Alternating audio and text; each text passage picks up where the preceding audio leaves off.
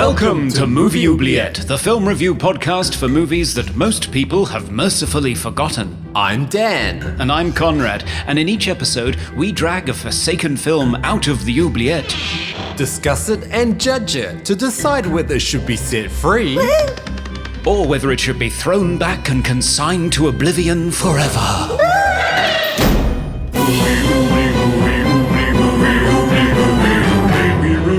Films others tend to forget. Come with us and open up the movie oubliette. Hi, Conrad here. Welcome to Movie Oubliette. How are you, Dan? I am good. And how are you on your morning? Yes, it's morning for me. And what is it for you, evening? It's a lovely evening, yes. So this is a special movie review podcast where the participants, the hosts, are on two different continents, which is pretty exciting, I guess. Well, what would you call that? Because I was thinking about it the other day. It's not transatlantic, and it's not across the Pacific. It's like two oceans. Yeah, or across the equator. Yeah, is that a thing? I don't know. Surely it must be a thing. It must be cross hemisphere, a cross hemisphere podcast. Yeah, that sounds good. It needs to be zippier. Like it needs to have more of a. We'll think about it. Let's talk. We'll think about it. Think about it. So this is the first of our new podcast, and what we're going to be focusing on, I guess, is films that people have, as we say in the jingle, films that people have generally forgotten, not the ones that people remember particularly, and we drag them out of the movie oubliette, which is an imaginary dungeon where all these movies go to die. And we critically review them, we watch them together, and we decide whether people should watch them and whether we should be rejuvenated or whether you should just throw them back in the dungeon and forget about them forever. So that's the idea behind this. And I think we'll be focusing a lot on sort of fantastical movies. Yeah, kind of movies that not the average, mainstream moviegoer would really watch. Movies that are a little bit left of center, I guess. Yeah, stuff on the fringes. And we've got a long list of things that we're thinking of looking at. And the one that I have pulled out of the movie oubliette for this podcast is Society. Yes. Society, from which I have seen many, many years ago, and which, Dan, you haven't. No, I'd never seen it. It's kind of been on my watch list for a while, but no, I'd never actually seen it. So it's directed by Brian Yuzna. I'm not sure I'm saying that right. I think it's Yuzna, who was more famous, I think, at the time for being the producing partner of Stuart Gordon, who directed Reanimator, which is probably would never be in the oubliette because it's a bit of a classic. And it's from 1989. And I don't know, what genre would you put this in? Is this a horror movie? Yeah, I think it's a horror movie. But it's new. It's horrific, I guess. Like I was definitely shocked by it. So it's not the sort of thing I would play to my mum or anything. No, don't watch it with your gran. No, that would not be good. Yeah, and it stars Billy Warlock. Do you remember Billy Warlock? Was Baywatch a big thing in Australia? It was, well, back then I was in New Zealand. Yes, Baywatch was a big thing. And yeah, I used to watch Baywatch when I was little. I guess I didn't really understand it though because I was a bit too young. But it was on. It was always on, like I think a Saturday night. And yeah, it was a big thing. And yeah, Billy Warlock apparently went on to star in that. Because I watched the commentary from David Yuzna of Society, and Baywatch wasn't even a thing when this movie was being made. So no, this is Billy's first movie. This was his big break. Which is something. I mean, this is an interesting choice for your first movie. I guess I should say it's an American movie. I guess that goes without saying. So that's the movie that we're going to be considering today. So let's take a break, and when we come back, we'll talk about it.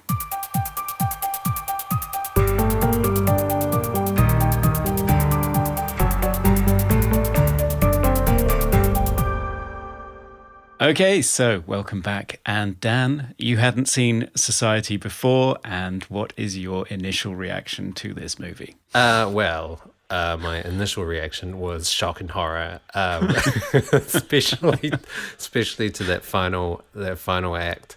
I didn't. I kind of expected craziness, but I didn't expect that much craziness. And I think it's definitely a testament to the makeup and the special effects, all practical effects because it's the 80s. So it was insane, like especially that one scene where they're getting into it and it's just everything is madness. Yeah. Just meat parts and skin parts everywhere and the red hue of the lighting, and my jaw was literally agape because I couldn't believe what I was watching. So yeah, it's an interesting one, and I think the reason that although it is a very much a low budget B movie, and it is in the oubliette, it's not necessarily one that everybody remembers as a classic. I think it is that third act that really makes it worth reconsidering. Yeah. We should probably talk about the general plot of the film. So it's so Billy Warlock stars as a guy called Billy. Whenever that happens, I always wonder if it's because the actor's really dumb and they can't remember what their character name is going to be. Yeah. But maybe that's unfair. So he lives in Beverly Hills. He's running for class president. He's going out with the head cheerleader, I think. Yeah, I think it's assumed. Yeah, I think she's like the head cheerleader. So he's basically sort of cream of the crop, and he lives in this enormous house. But he feels, when we're introduced to him, he's with a psychiatrist because he feels alienated from his family, and he feels as though he's on the cusp of something bad happening, and he's sort of paranoid about them. He doesn't feel as though he belongs. He thinks he may be adopted. Yeah, which is so that's the setup. And as the film goes on, what it's remembered as it's remembered as being sort of a satire about class, about class differences in America, and how the I don't want to say white privilege. That's something we need to talk about.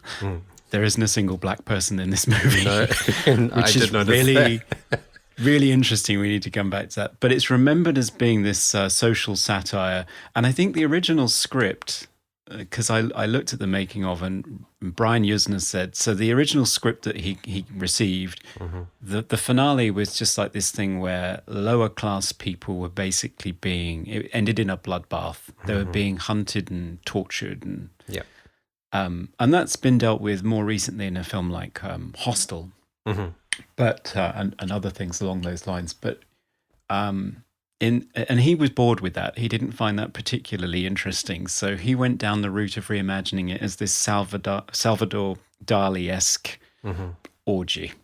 Yeah. So that's sort of my summary of what I think the movie just is in terms of plot and what it's sort of aiming for in terms of theme. How well do you think that works? I thought it worked really well. Like it was just the atmosphere throughout the film was very unsettling.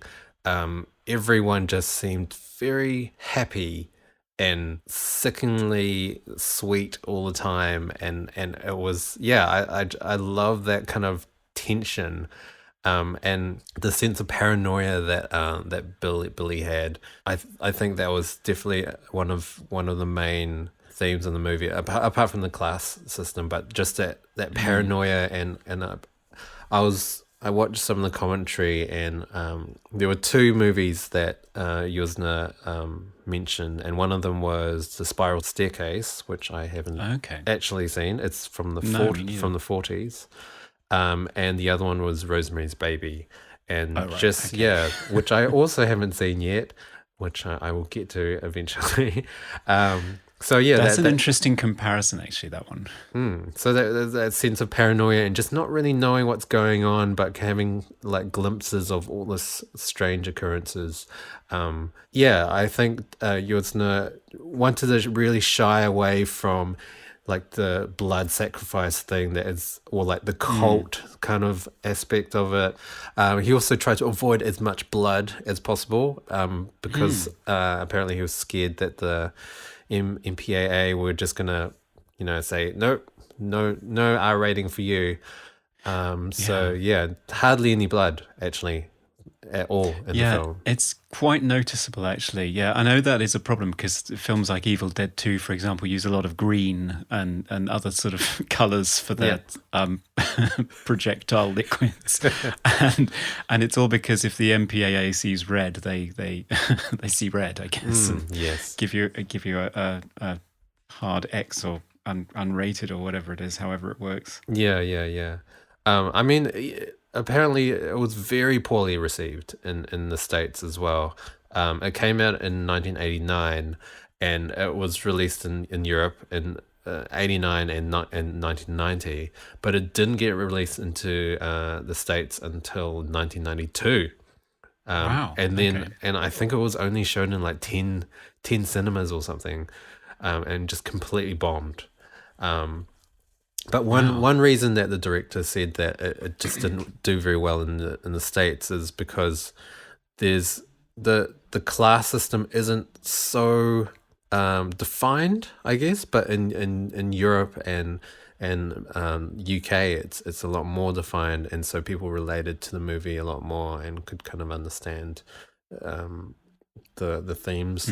Yeah, definitely. I remember them saying that it was a bigger hit here, and certainly because it arrived around the time that Billy Warlock had joined the cast of Baywatch, and Baywatch was huge here, and he was also engaged to his co-star, whose name I can never pronounce. Is it Erika Eleniak, or I don't know how you pronounce that. I'm sorry. I don't know. Yeah, they arrived, and there was a big hoopla here with the tabloids running around them and photographing them, and it was quite an experience for them. So yeah, it was a bigger thing here, and I could see how the class structure thing certainly does resonate more here. And it's interesting that the film opens, and part of the big orgy scene at the end is accompanied by the Eton boating song. Yeah, which... I didn't believe it because I don't know that song. So I heard the theme. I thought, it was written for the film. But when I was researching the movie, finding out that it was Eton boating song, which is the school song of Eton College, and I just flat out didn't believe it. So I just went on YouTube, typed in Eton school song, and it's the same theme. I think it's not actually, when I looked at it, I think it's not actually the official song, but it's a song that is traditionally sung every year at some event or something. The lyrics have been rewritten by the two guys that did the music for the film, who I'm just trying to remember their names, Mark Ryder and Phil Davies, who I'm not familiar with them.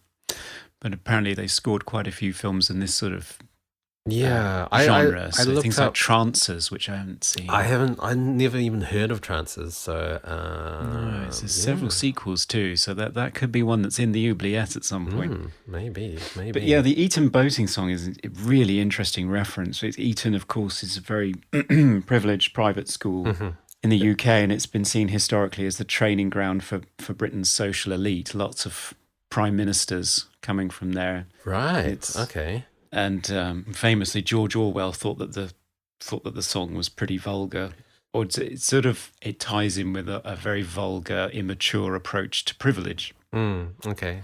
So yeah, this is something that resonates really strongly here. I'm surprised it doesn't in America, and certainly now, I think the film could possibly resonate more than it did at the time. I mean, this was a reaction to Reaganism, right? So it sort of is discussed in the same sort of paragraphs as films like John Carpenter's They Live. Have you seen? Yes, yes, I have. Yes, yeah, which is a really, really great film in terms of what it says about the ruling class in America, both politically and in other ways. Yeah, I do find similarities with They Live in Society. Just showing something that is just wrong, but doing it in a very horrific but comedic way. There is a light tone to this, and I think the lack of blood really sort of plays into this. That it is, I think it is tongue in cheek. There are several things that I was going to talk about that I think it clearly positions it as not entirely serious. Yeah. I mean, there are so many lines in there that were just ridiculous. Like so many lines of dialogue that I just like completely laughed out loud. Like hysterically at. We can talk about some of those when we do our Moobly Awards, which is yes, we have various categories for favorite things from this movie. So yes, which we will do each time. Yeah, the Eton Boating song. I thought that was really interesting. Yeah, and the reason that I thought that it was particularly relevant today is one of the lyrics in their rewritten version of the song is "When you're tired of winning," which, of course, was the claim that Donald Trump made on his campaign tour. Yeah. Before he was elected, that the American people would get tired of winning. I'm not quite sure if they're there yet, but but in terms of imagining this ruling social class in America that is, I don't know, are they fundamentally corrupt? Yeah, I think they are depicted as corrupt. They own everything. They own the police. They own the judge. The judge is kind of like the patriarchal figure of this whole gang, and they control everything. And there are various things in the film. Some people make the rules. Some people follow them. It's a question of what you're born to. Yeah, I can just see this film resonating so much more now than it possibly did during the end of, the dying embers of the Reagan years. Yeah. I mean, Yuzna and the writers have really taken it so far that, the upper class are so separate from the rest of society that they are, in fact, another species, Yeah, but not aliens. Not aliens, no, not aliens. They're very careful to point that out. We've been here as long as you have. It's a matter of good breeding, really, is what somebody says when he's accused of being an alien. So they've always been here, and they've just always been that way. But it's that sort of that theme of like blue bloods, they can only be born into that class. They can't join that class. They can't, it's not a money thing. It's like a purity thing. Like, and they take it even further with the whole incest angle that's going on, which was a prevalent thing in ancient times with the Egyptians. They were brothers and sisters were marrying, and same with the Romans as well. It was an actual thing that people believed, to keep the blood as pure as possible. Yeah, and the Nazis, of course, which is probably a different reference and not something that he's intentionally trying to touch on, I don't think. Well, maybe he is. I don't know. That's a scary thought. I guess we should talk about the fact that the movie is just batshit crazy. Yeah. I mean, like, should we just have a rundown of the plot? So the plot pretty much is Billy seeing all this crazy stuff, trying to figure out what it is, and then, a society of beings controlling everything. And then at the end, there's the shunting, which is... The shunting. Yeah. So I looked up shunt because I was like, is this a thing? Is this... So that's in your browser history now. That's great. But it's a railway thing normally. So shunting is when they're pushing carriages around. But it's also a medical thing. So I've got it written down somewhere. Where did I put it? Okay, shunting. So I looked up the very reliable source of Wikipedia, and it's a medical term. And in medicine, a shunt is a hole or a small passage which moves or allows movement of fluid from one part of the body to another. Right. Well, it's very apt. Yeah, which is kind of what they were doing. They were kind of attaching themselves to the, no, it's not really the sacrifice, I guess. I don't even know what you would call it. The shunt. I have no idea. The shuntee. Shuntee. And shuntees and shunters. There was that sense of like everything kind of joined together and was connected as one kind of organism, and they just absorbed the human into them. Apparently that was the idea that because incest and inbreeding results in defects and abnormalities in children, so they had to absorb a mongrel, I guess, being to kind of avoid that and not have that sort of thing, and that's why the judge, I think, ends up with the beauty spot on his cheek. From he does, yeah. He ends up with Blanchard's beauty spot, and Blanchard is the guy that we get to watch being shunted in front of our hero Bill's shocked and horrified eyes. Oh my God, that scene was very unexpected.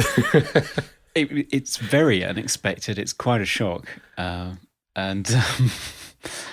It was quite difficult to film, by all accounts. The actor playing Blanchard did become quite, well, not traumatized, but he got into a headspace that really wasn't very pleasant when he's covered in KY jelly, pinned to the floor, and he's got dozens of semi-naked people slathering all over him and pretending to eat and penetrate him in lots of strange. And unnatural ways, and I imagine that's not a great feeling.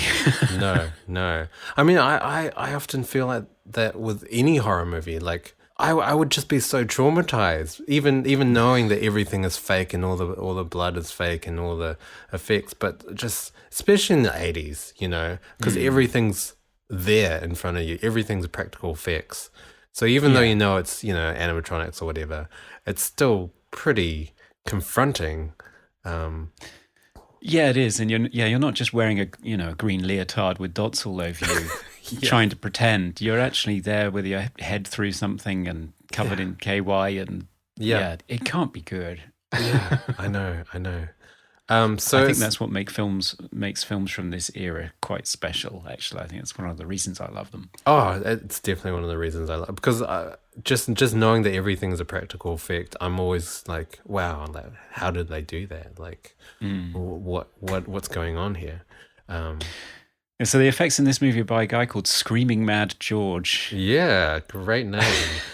Which is a great name, and not one that I've seen listed in credits very often. Well, apparently he's done a lot of stuff. I looked up his filmography. I mean, he's done a lot of B-grade kind of horror, but he was involved in Predator. Oh wow! Hang on, I've got a list here. He was involved in all the Reanimator sequels, so Bride of Reanimator and Beyond Reanimator, Nightmare on Elm Street 4 and Nightmare on Elm Street 3. Wow, okay. American Werewolf in Paris, Children of Corn 3, if you ever watched that, and Faust, which is another Yuzna film. Oh, right, okay. But I looked him up. I think he's Japanese. Yeah. So he's from Japan, and that kind of explains a little bit as well, because the effects are just so batshit crazy that I've seen that in Japanese films. Like, have you ever seen Hausu? It's like a 60s psychedelic horror. No, I don't think so. It's crazy. And a lot of similarities to that. And even like modern, like the gore fest Japanese films are just insane.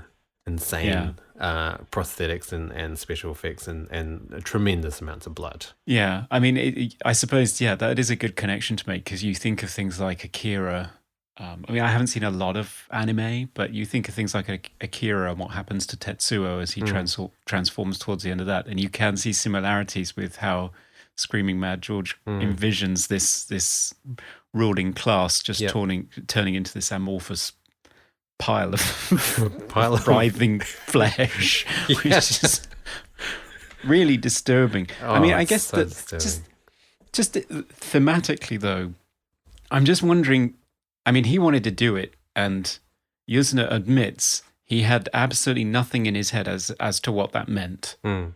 And does it actually is there any meaning to it, really? I mean, does it subconsciously? He sort of came up with the image of melting and so on and no blood because he wanted to do something different, which is great. And it's what makes the film memorable. I think it's a singular thing that makes it memorable. Yeah.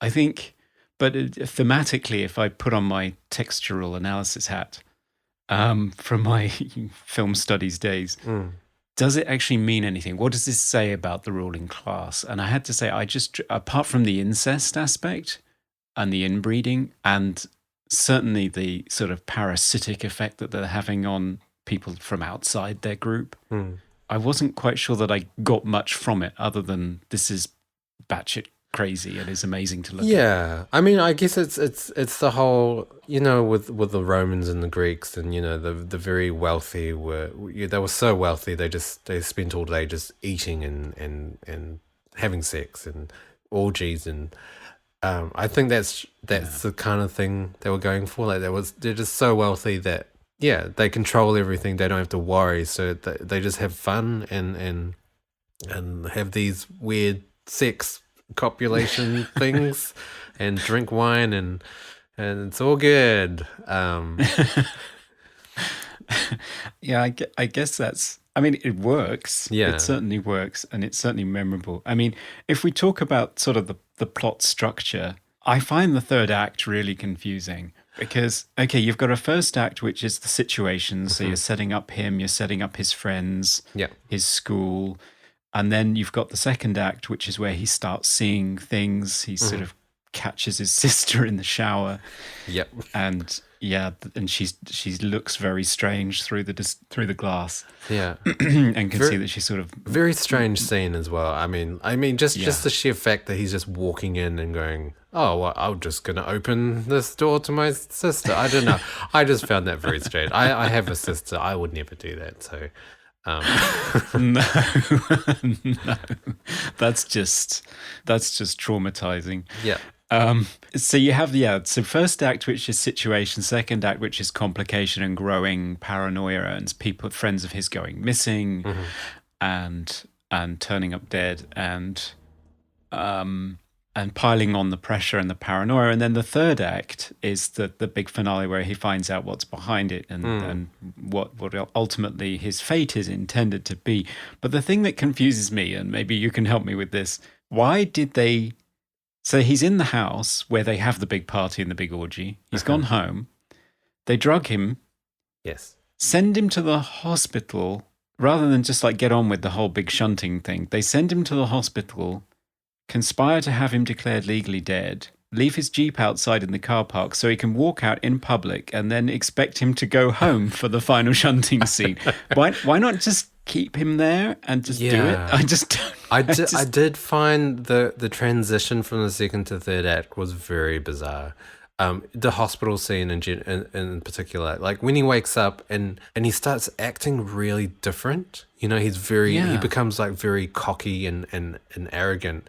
I thought my guess was like, because I didn't know what was going to happen in the last scene. I didn't know what it was leading towards. So I thought he was getting replaced, or he was getting, you know, turned into one of them.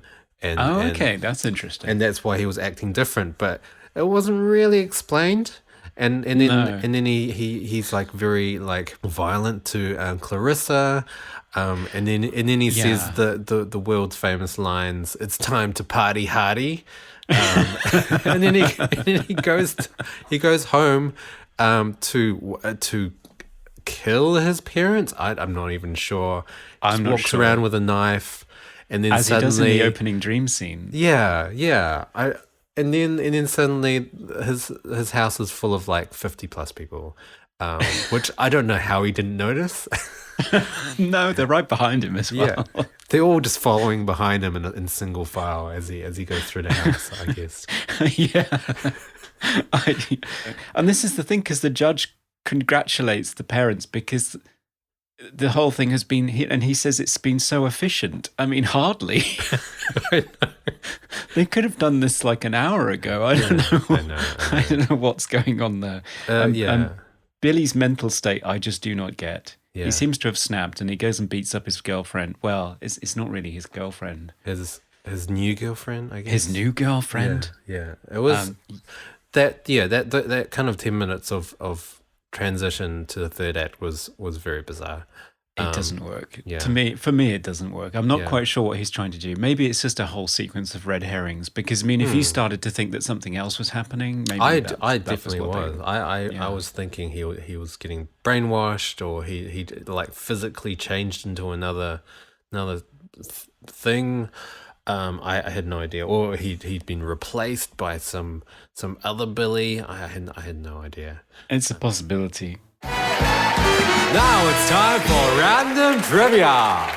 So, something very interesting I found out about the film is one of the scenes when Billy's coming out of the hospital, and he kind of goes out this back door. That exterior shot is it's the same location for Halloween 2. Ah, that's cool. I did not know that. Well, and I love Halloween 2. I hope it's true, but yes, it looks the same. how I remembered Halloween 2. One thing I wanted to talk about, apart from the third act just being just batshit crazy, another batshit crazy element is Mrs. Carlin, Clarissa's mother, who looks like she's just wandered in from a John Waters movie or something. What the hell is this character, and how does she fit in the texture of the film generally? I mean, just to explain, she's this woman who doesn't speak. She except when she's looped by what sounds like a man just making strange grunting noises. And whenever she turns up, she just seems to be obsessed with eating people's hair and then coughing up hairballs and offering it to them. I was very confused by her, because she's one of the society, right? Because Clarissa is. I guess so. But she's just not right in the head, I guess. No, did she shunt and go wrong? I don't know. This was the only theory that I had, right? So I don't know if you've ever seen the 1978 Body Snatchers, Invasion of the Body Snatchers movie, the Donald Sutherland one. So there is the tramp banjo guy with the dog, and something went wrong with his pod. I think they break it when they're trying to escape, and as a result, the pod person that's born out of that is like a dog with a man's head on it, which is really. So I wondered whether Mrs. Carlin like shunted with the family cat, and as a result, it just has this like can't speak and keeps coughing up hairballs. This quest to eat as much hair as possible. It's just bizarre. Yeah, I don't know, and the fact that she started kind of helping them as well, like helping his friend when he was going to the party. I don't understand. I watched the commentary in those scenes with her, just trying to get at least some sort of explanation from the director, but apparently it was in the script, and he didn't really know what to do with it. So he never wrote it. So he never. It was in the script, and he was just like, how do I portray this on screen? And he did the best he could, and that's the result, I guess. It's just one of the many things that makes that clearly, very firmly puts the film's tongue in its cheek. I mean, it's just, the whole character of Mrs. Carlin is just odd. Oh, so odd.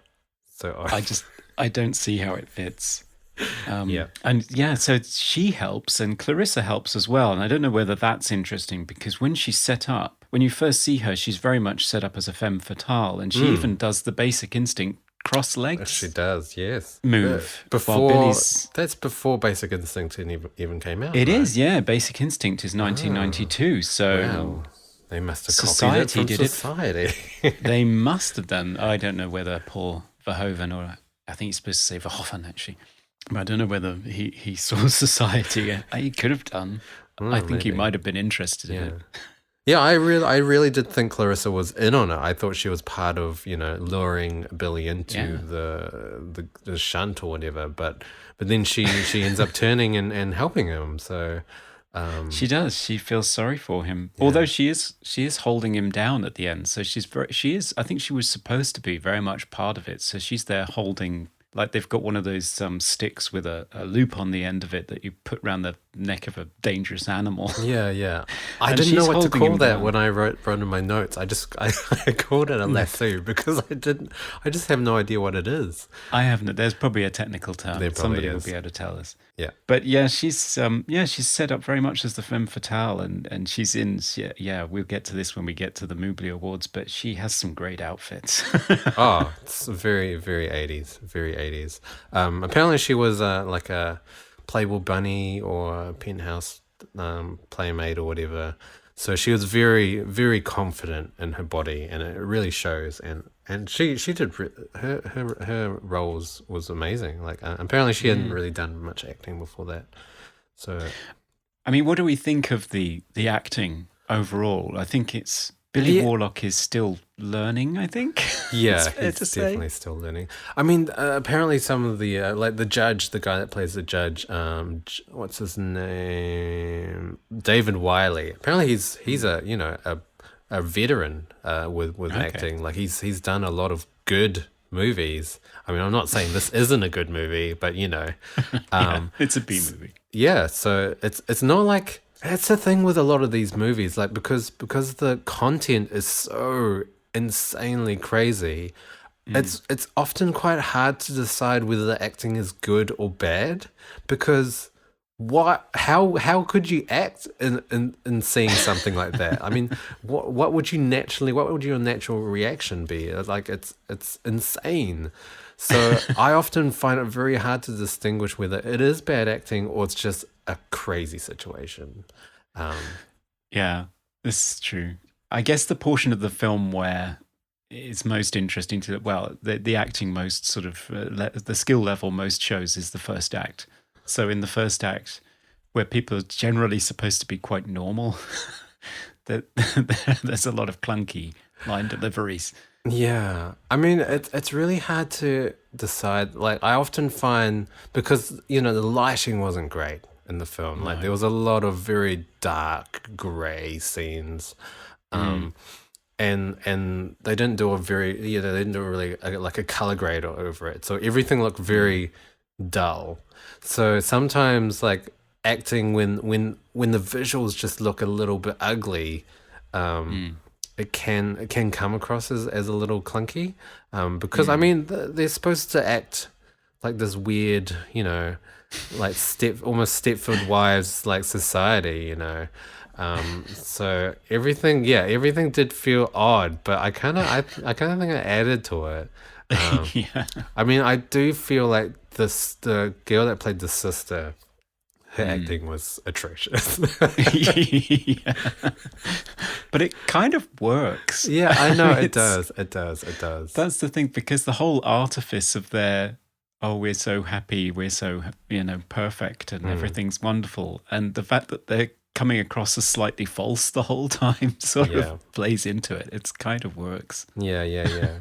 What really cracked me up, which is it's always a thing in a lot of kind of older movies, whenever there are high school students, inverted commas here, high school students, they're all like, verging on 30. So like I did look up, because I was like, these people can't possibly be in their teens. So I looked up their ages at the time of filming, and they range from around about 24 to 28 years old. And I cracked up. There's a scene where Billy goes, "I'm nearly 17." Like, wow, really? Yeah, I don't think so. But apparently his friend, I think, was actually 19. So an actual high school age actor was in that. So that was Milo, was it? Or I think so. Yeah, I think so. Okay. Yeah, he did look it, actually, as we said. Yeah. He did look it. And what did you think of the score and the sound design? Score's great. I love 80s films because they combine, they've got the horror music, the cheesy horror music, the high kind of strings or pads or whatever, and then the frights with the big jarring sound. But what they really do well is they combine like the really ultra cheesy romantic music as well. So it feels like like sugarly sweet, cheesy scenes, and then they put in very, very happy music for the shunting scene. They have the Johann Strauss's "The Blue Danube" playing, and it's just so disturbing. Which last we saw cinematically being used to portray spaceships docking in space in Kubrick's 2001, and we're seeing a whole other type of docking going on. So, and the interpretation of the theme in the final shunting scene is just like, oh, it gives me nightmares. They made it sound very evil clown circus. Yeah, exactly. That's what I thought too. Yeah. Very. It works really well. Good choices, I think. It could have been so easy to do something obvious and scary, or inverted commas scary, but they didn't go for that. Yeah, it's very clever. I mean, I think that's what's missing with a lot of modern horror, because they just go 100% horror, and I find the most disturbing scenes I find are where the music is the opposite. So you'll have a horrific scene with something happy playing, and it's more disturbing, it's more horrific. But if you play horror music in the horror scene, it's it's expected. So I think society does really well in terms of the score. Sound design wise is very lacking. Although the shunting scenes sound great, but. Yeah, that's just stirring lasagna, I think, isn't it? Just pouring buckets of slime over everything. Yeah. Yeah, I think if you ever make a lasagna and when you're sort of serving it up, you move a spoon around, there's some interesting sounds. And I think that's probably where a lot of the sounds came for that kind of thing. I mean, I have. There was one scene where I just thought that the looping, I mean, apart from Mrs. Carlin being looped by a man, which is just weird, but there's a scene where when Bill announces that David Petrie isn't coming to the last high school president debate, everyone gasps. And then when he says he's dead, there's no reaction. So it's just like, he's not coming. And that causes a huge hubbub in the extras on the looping. But then when he says he's dead, it's like, not interested. Yeah. There's some things in there that I didn't think worked very well. I have a nomination for worst piece of sound design. Oh yes. Which we can cover. Should we do our Moobly Awards? Yeah, sure. Coming to you live from the Movie Oubliette Theatre, it's the prestigious Moobly Awards. Okay, now it's time for the Moobly Awards, a very special moment in our podcast where we take a break and just announce some nominations for some special categories. And they might not be the same for every film. I have a nomination for favourite quote. There are lots of choice quotes in this movie. Oh, so many. So many. I've got a massive list. There are some honourable mentions. Do you want to go first? Okay. I really liked... there's a scene where after the sex scene, after Clarissa and Billy have sex, and she has her legs turned the wrong way. Anyway, after that, they're sitting on the couch, she's serving tea, and she says to him, "How do you like your tea? Cream? Sugar? Or do you want me to pee in it?" And then he replies, "You're a class act, Clarissa." What the hell? Where did that come from? I don't know where it comes from. I don't know what it signifies. I don't know how it fits into the whole shunting society thing. So bizarre.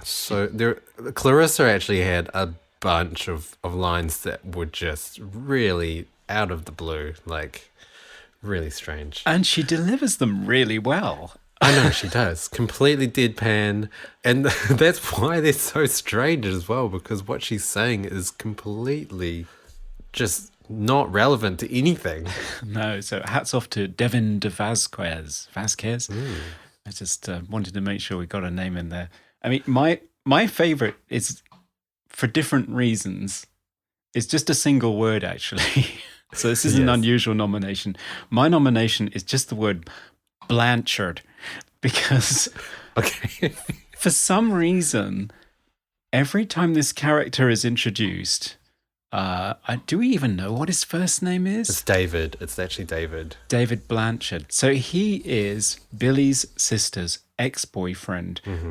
And for some reason, whenever they see his car, whenever they see that he's arrived somewhere, the characters just stop and just say, Blanchard. And they say it in situations where it's just really inappropriate, like at his funeral, spoiler alert, or maybe not, standing in front of his coffin, and there's his dead body, and Billy says, Blanchard. And you think, well, yeah, who else is it going to be?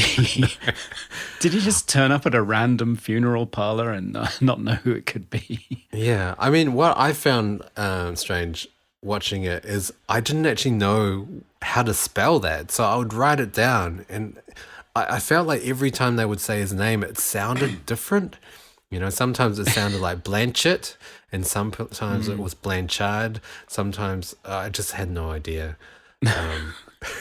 So I just don't, and that's one of the reasons why I think the film has its tongue in its cheek, because it's just, that's not the way that people would behave. Like every time this guy turns up, even when he sees his overturned van, he just says, Blanchard. And you think, okay, maybe the audience needs to be told that that's who this upturned van represents, but yeah. I don't know. It's very strange. So that's my nomination. Oh, I've got so many other ones that Honorable I really mentions. loved. A lot of Clarissa ones. There's one where this is after Billy gets thrown in the pool at the party, and she says to him, you know, you're in danger of losing this button. It's only held on by one thread. Oops, told ya. And he pulls off the button, and then Billy just replies, you're weird. It's just, I mean, it's supposed to have some sort of like relationship connection. Was it supposed to be one of those touching moments? It's just a really strange line to say. yeah, I don't know. it's just not normal human behavior. I mean, there are a lot of great quotes which we've probably already mentioned in relation to the overriding theme. And one that I found particularly interesting is something that Billy's arch nemesis, I'm trying to remember what his name was. I think it was Ferguson, but Ted. Is it Ted? Ted Ferguson? I don't know. Yeah, it's Ted it's just listed as Ferguson here. Yeah, So I'll try that again. In the film, they refer to each other either by their first names or their last names, so I got quite confused. Yeah, which is very public school, actually. Yeah, I mean, it is, but it's confusing for the audience. It is confusing for the audience. So yeah, Billy's arch nemesis, Ferguson, who's like the alpha male at the school, I guess. In the final conflict, and that's something I do want to talk about when we get out of the Mooblies and get back to just rounding up our chat about the film. He says to Billy, the rich have always sucked off low-class shit like you. Was that the scene where his tongue becomes like three times as long and he licks them? Yeah, exactly, which is something I want to talk about. But in America, does sucked off have several connotations in the same way as it does in the UK? It may not. Oh, surely it does, though.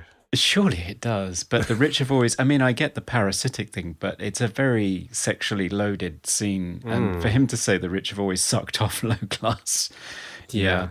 So there's an honorable mention for one that's doing a line that's doing a couple of things at once, actually. And one of them troubles me. So we'll come back to that. Most 80s moment, was there a moment in there that you thought was particularly 80s? I felt like because everyone was almost twice their actual age, I felt like they tried to compensate by making everyone wear blazers all the time, which is a very 80s thing. But blazers and trousers that were like far too big for them, like 3 sizes too big. So they all look like kids in grown-up clothes, but they were actually just grown-ups in giant clothes. Yeah, like the Hobbits or something. Yeah. But I did find, a lot of the clothing very, very 80s, especially the suit that Billy wears is just ridiculously the Miami pleated Vice kind of. Yeah, the pleated front trousers and the suit jacket and the black shirt and the black tie. It's just great, isn't it? So good. I mean, I have a nomination for best outfit if we're going to do that. Oh, yes. I think definitely Clarissa at Ted Ferguson's party with a shocking perm, sporting a sparkly black bra and like an open cardigan with shoulder pads and tassels. I think this is the moment where Bill's seen her before, obviously, in the Basic Instinct leg crossing moment, but I think this is the moment where he's really smitten with her. But I could be wrong. But she's just standing there looking like a reject from a Heart music video or something. Yeah. It's like, I found there's a really hard cut just after that, and they're suddenly just dancing, like embracing each other. I found that really jarring because they were completely across the room and then suddenly like together. Very strange. But yeah, that's my vote for best or most 80s outfit. Yeah, I mean Billy's here. So 80s. Like as soon as he came on screen, I just thought Full House. He's got the Full House haircut. That's it. Yeah, serious up front, party out the back. It's great, isn't it? I also found it funny that everyone either drives Jeeps or sports cars. I don't know why. I mean, I guess they're rich. They're the upper class, but yeah, very, very 80s Jeeps and sports cars. Yeah, and all with personalized number plates. Yeah. So Blanchard's was ear, which I was waiting for that to pay off in some way. Okay. I mean, he seems to be an electronics expert. At one point, he bugs Jenny, but... yeah. So maybe that's what that played into, but I was waiting for something to happen to his ears at some point, but I was...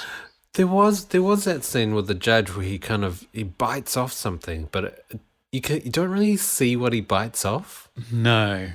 Like he kind of bites something off, chews it, and then he just puts a cigar back in his mouth. So yeah, is it assumed that it's the ear? I don't know. I thought it was hair again.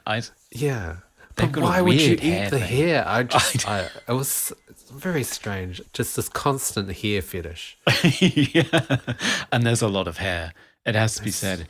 I mean, Clarissa goes through a whole cornucopia of 80s hair delights. She's got the side bunches at one point. She's got a perm that's so shocking. It's unbelievable. There's some great hair in this movie. Oh yeah, there's one extra in the background in the shunting scene, and her hair is huge. Yeah, I saw her. She's a redhead, isn't she? Yeah, she's a redhead. It's like they used like 5 full cans of hairspray and just like teased it until it reached the roof, kind of thing. It was massive. It's amazing. Yeah, I think there's a hole in the ozone layer that was caused entirely by that woman's hair. For sure. Favorite scene?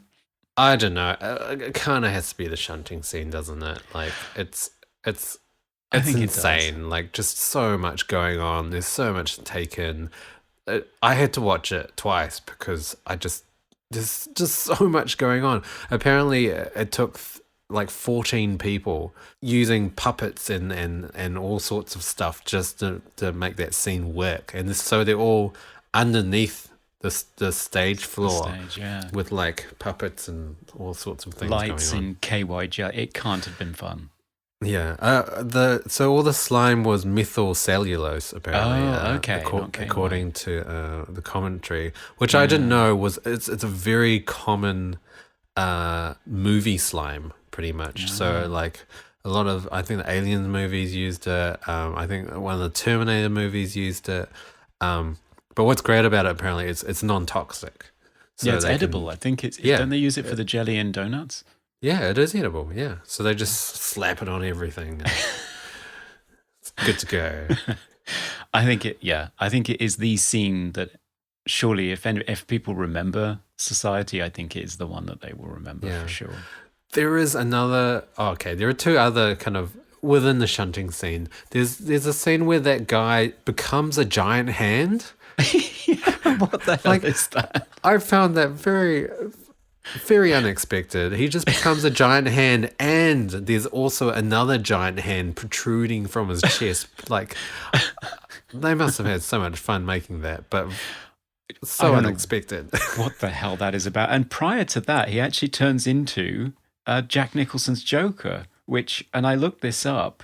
Batman was also 1989, but it was released 2 weeks after. So I don't know whether they were aware of, but there is a moment where he's chasing Billy around upstairs and he's got this Joker grin on. And I actually think that Screaming Mad George's implementation of it is better than the Jack Nicholson version in Tim Burton's Batman. Because I think he actually, that character actually says, like, it's showtime or something like that. Yeah, he does. Which is a very Jack Nicholson line as well. It is, very much. Yeah, so that was strange. The parents and Jenny scene, the weird sex scene, if you could even call it that. One of the most bizarre things I've ever witnessed. And also the line where his dad says, "Well, Billy, I guess I am a butthead." Because he literally is a butt for that portion. Because I found that because the line before, halfway through the movie, was his dad talking to Billy, and he said, "I won't tolerate this language from you, young man." And then Billy replies, "Fuck you, butthead." And I thought that was so unexpected, but then there's that joke at the end, so I was like, oh, okay, I get it. It pays off. It pays off. It does. And most cliched horror moment? I think that's one thing this film escapes, actually, cliches. Oh, the only cliche I found was bugs. You know, worms. I put worms, like when he's eating the apple and it's worms. And then it's a shock and horror. Worms. It's a very 80s thing, though. They just put worms in everything. Yeah, it's true. Worms everywhere. Have you seen the movie What We Do in the Shadows? No, I haven't. No. Okay, it's a New Zealand black comedy, and he's eating spaghetti, and he's like, "Are you eating spaghetti or worms?" And it just turns into worms. Because is that a reference to the Lost Boys? Because that happens in the Lost Boys. Probably. Definitely is, because they're both vampire movies. Yeah. I that's the only thing I found that was very kind of cliche horror, especially for the 80s. Like, they just, worms and insects was a very big thing. 70s and 80s horror, just worms and insects and everything, because no one likes worms and insects in their food. No, and it's an easy special effect, isn't it? Just pile on a few worms, just dump some worms. What was really interesting is there were no jump scares as well. There was one jump scare that I found kind of moderately was when, you know, Jenny at the start, when Jenny's like putting on her earring and she drops it, she finds the earring on the floor, and then Blanchard is hiding in her closet.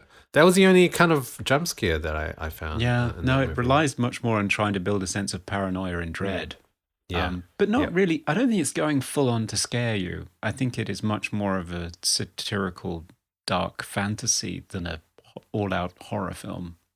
Yeah, I mean, there are so many comedic moments and so many lines that are just like very inappropriate and very like out of place. Mm-hmm. So I think they knew that they weren't really going straight out, you know, horror.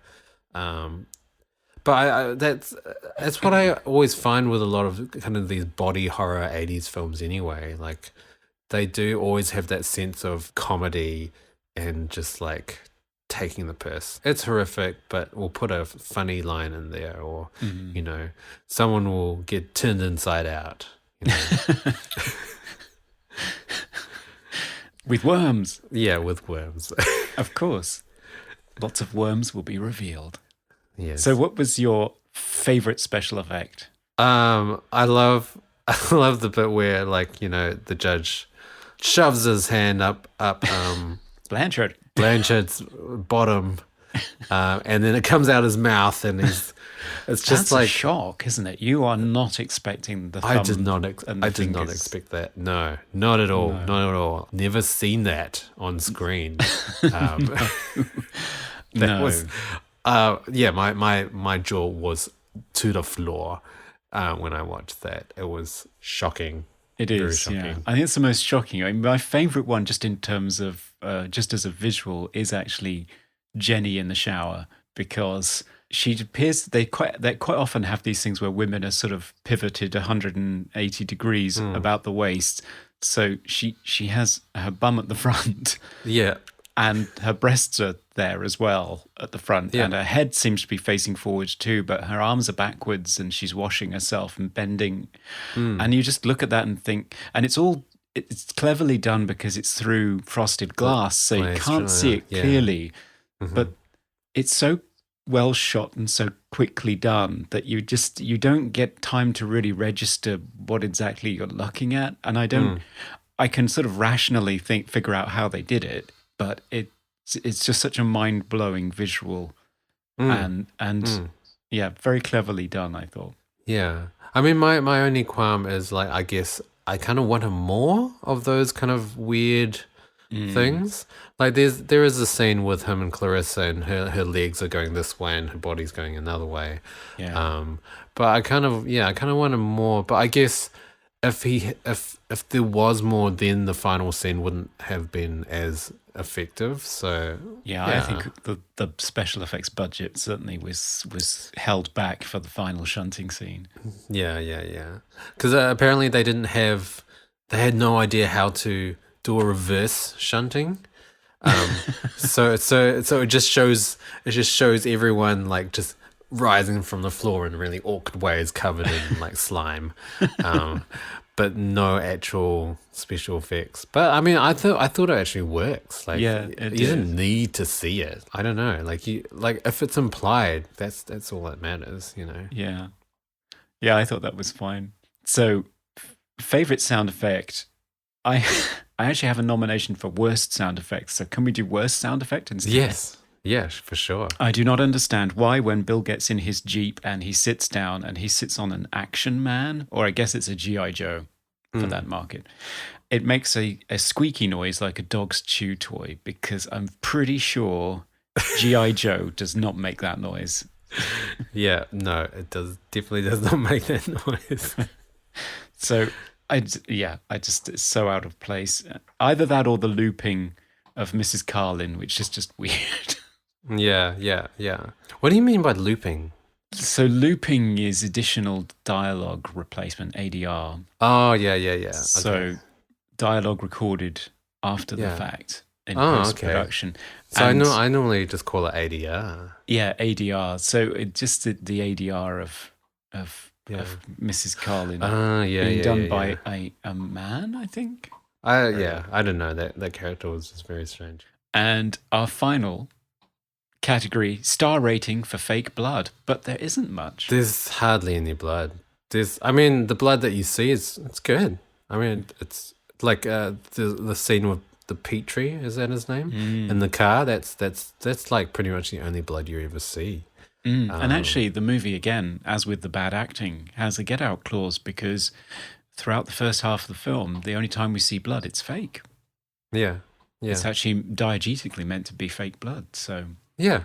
So that's pretty kind of, actually was pretty good blood. It wasn't sort of shiny or too red, or it wasn't 70s blood where it looks like ketchup. Yeah, it's 70s blood. Yeah, it looks like paint, like real paint. It's like they just got some paint and just shoved it on there. I think it's also 70s. Isn't it to do with like what showed up on screen as well? Like, because they had to make it very, very vibrant for it to like show up on the projectors. I don't know. It may well have been to do with the film stock, perhaps. Yeah, I mean, 80s blood is definitely my favorite. Like 90s blood just looks like mud, and then post 2000s it's just all CGI blood, which looks CGI blood terrible. Unless it's in a David Fincher movie, it looks fake. Yeah. But I think a lot of things are, unless it's in a David Fincher movie, it's excusable. Yeah. So Yuzna tried to avoid blood where he could. Apparently he still had a lot of trouble with the MPAA, because even though you don't see anything or any blood, there's the whole, just the content itself, just the idea that there is incest and there is this weird melding of bodies is enough to give it a like an X rating or whatever. Which is funny because like the Conjuring movies, there's no blood in them whatsoever, but they can't be, so they're actually technically PG movies, but they can't do that because, you know, if a kid had watched The Conjuring, they would be scarred for life, kind of thing. Yeah, exactly. So, I know. It's the film that I still think is the scariest movie of all time, The Haunting, the Robert Wise version, not the I haven't seen 90s that version. I haven't seen it. I think technically it's a U. I think it's like a universal because you don't see anything. Yeah. But that movie scares the hell out of me. Psychologically, it's nasty. Yeah. Maybe that could be in the oubliette because obviously it's not as well known as I think it is. Oh, I would definitely want to check that out. But I think with Society, I think Yuzna wanted to really shy away from the psychological, like, oh, it's all in his mind. He really just wanted to show exactly what was going on, which I loved. I think it's great. Yeah, the payoff and the reveal is so effective. Yeah, and that I think concludes the Moobly Awards.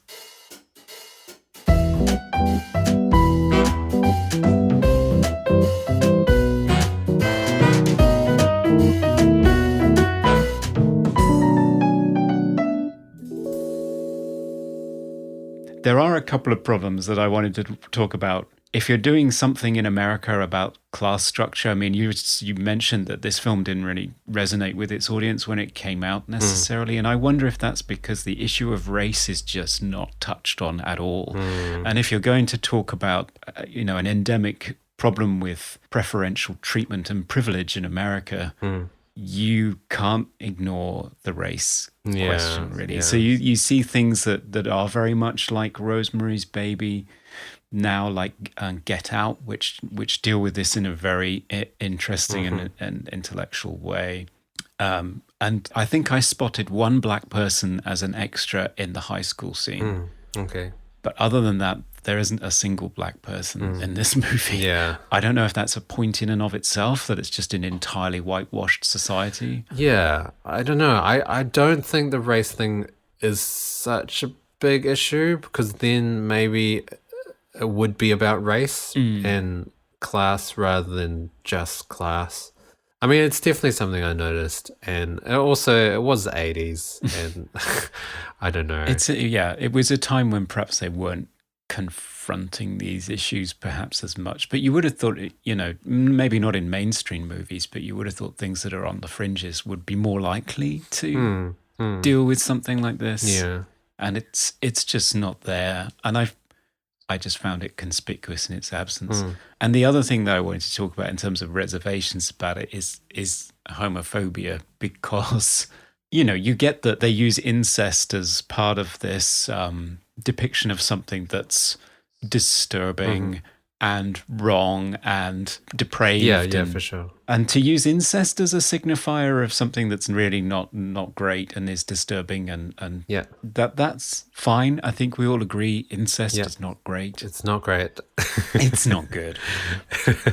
But when you have scenes that are very homoerotic or certainly very suggestive, and they're using those in the same way as a signifier of something bad, that always troubles me. Yeah. The film leads up to a final confrontation between Billy and his alpha male rival, and essentially what one of them wants to do to the other one is fist him, and Billy defeats him by... Is this a spoiler? Spoiler alert. Fast forward. He defeats him by fisting him and pulling him inside out. Yeah.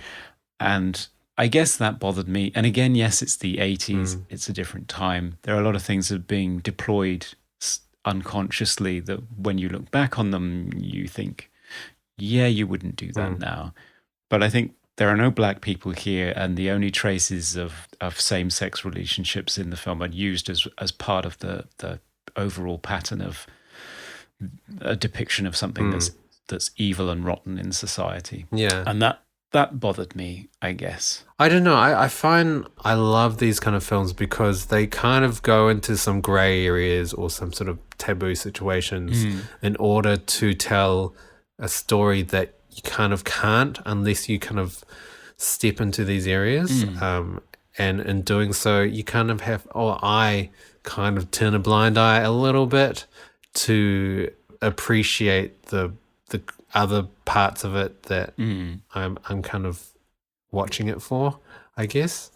But yeah, I think that's fair enough. I think those things are there, and I think it's fair to criticize the film for it. Yeah.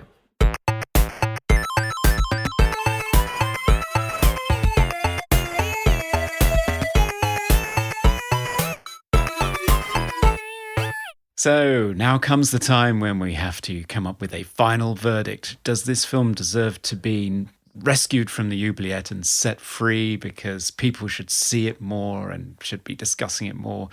Or should it be thrown back into the dungeon and forgotten forever? Well, how do you think? Well, I had a great time watching this. It was fun. It's definitely not, a very mainstream movie that I would recommend to everyone. But if you don't watch it with your grand. Yeah. If you like B-grade 80s body horror, shocking, crazy makeup effects, this is, up there with one of my highly recommended movies. So I would definitely keep it. Yeah, I think you're right. Just in terms of the film as a whole, I think for the budget they had and the time they had and the period when they were working in, I think they did actually create something really memorable that's just fun to watch thematically, although it's not particularly deep, still relevant. In fact, possibly in the Trump era, more relevant than ever. I mean, I can certainly imagine Donald and Ivanka and Jared and Donald Trump Jr. in a giant seething massive orgiastic shunting. Yep. I can picture that. I think Donald's halfway there, isn't he, with Ivanka? Yeah, and the fact that he has no hair, he's just consuming so much hair that it's I don't know. I'm not sure where I was going with that. I think you're onto something there. Well, I think our final verdict is we're letting it go. Oh, yeah, we're letting it go. Setting it free to the world to experience and be traumatized by. Yep, go and join the shunting, people. Yes, it's a jolly ride.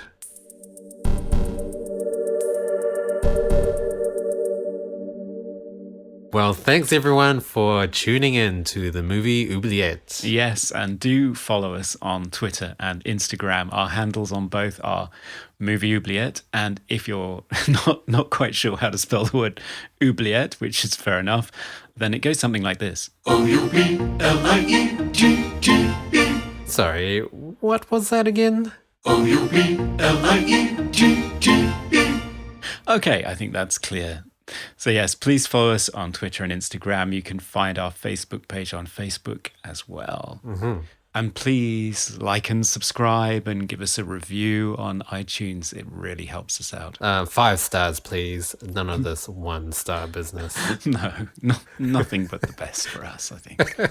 So what is our next film? Because it's your choice next time. What is your nomination for an escapee from the movie Oubliette? Oh, well, for the next installment, we will be looking at the film Demons, which is a 1985 Italian film by Lamberto Bava.